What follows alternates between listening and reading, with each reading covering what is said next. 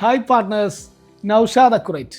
വിത്ത്ഹോൾഡിംഗ് tax ബാധകമായ വരുമാനങ്ങളെക്കുറിച്ച് വിശദീകരിക്കുന്ന സീരീസ് ആരംഭിക്കുകയാണ്. ഇന്ന് നമ്മൾ രണ്ട് പ്രധാന വരുമാനങ്ങളെക്കുറിച്ചാണ് സംസാരിക്കുന്നത്: മാനേജ്മെന്റ് ഫീസും റോയൽറ്റിയും. ആദ്യമായി എന്താണ് മാനേജ്മെന്റ് ഫീസ് എന്ന് നോക്കാം. ഒരു സ്ഥാപനത്തിന്റെ നടത്തിപ്പുമായി ബന്ധപ്പെട്ട സേവനങ്ങൾ നൽകുന്നതിന് പ്രതിഫലമായി നൽകുന്ന തുകയാണിത്. ഉദാഹരണത്തിന്, ഒരു ഹോട്ടൽ ശൃംഖലയുടെ നടത്തിപ്പിനായി ഒരു വിദേശ കമ്പനിയുമായി കരാറുണ്ടെങ്കിൽ അവർക്ക് നൽകുന്ന ഫീസ് മാനേജ്മെന്റ് ഫീസാണ്.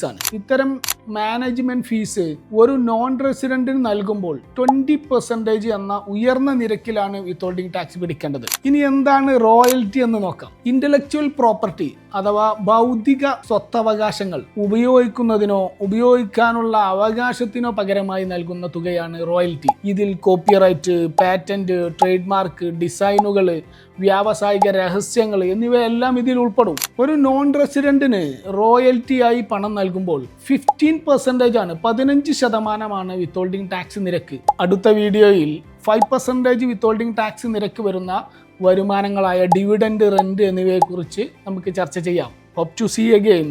Thank you.